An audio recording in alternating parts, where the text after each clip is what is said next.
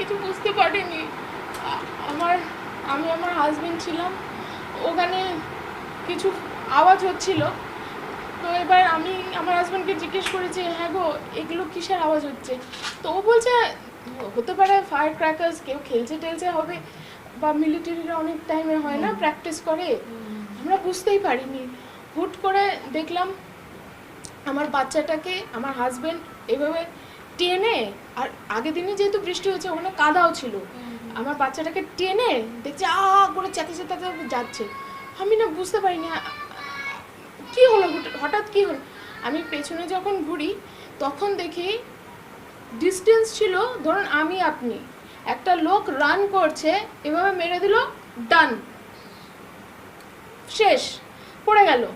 তারপরে আমাদের পেছনে যারা ছিল তারা ওইরকম করে মারলো, অনেকজন পড়ে গেল। আমি আর আমার হাজব্যান্ডরা সবাই যেয়ে একটা জায়গায় বসে পড়লাম, আর পেছনে অনেকজন ছিল, ওনারা বললো যে সবাই হেড ডাউন করো, সবাই হেড ডাউন করো, সবাই হেড ডাউন করো। এবার আমার বাচ্চা তো ছোট, ও তো ফায়ার এগুলো শুনে প্রচন্ড আওয়াজ হচ্ছে, ও বলছে মামা ফায়ার গান, ইট ইজ পাটাশ, it's sound, it's so loud sound. ও তো কাঁদছে, মামা সাউন্ড সাউন্ড করে কাঁদছে। আর আমার হাজব্যান্ড ও একটু নার্ভাসও হয়ে গেছিলো, ও বুঝতে পারেনি যে এরকম টেররিস্ট অ্যাটাক হবে। আর ততক্ষণ ওই টেররিস্টটা চলে এসেছিলো, ওর এখানে একটা ক্যামেরা ছিল। তো ও হাজব্যান্ড করছিল, আমি যে সামনে দাঁড়িয়েছি যাতে আমার হাজব্যান্ডের কিচ্ছু যাতে না হয়, কিন্তু সঙ্গে সঙ্গে এখানে একটা গুলি করে। আর এখানে গুলি করাটা আমি দেখিনি, ও দুটো গুলি করেছে। আমি ভেবেছিলাম যা হোক আমার উপরে হোক, আমার হাজব্যান্ড বাচ্চার যাতে কিছু না হয়।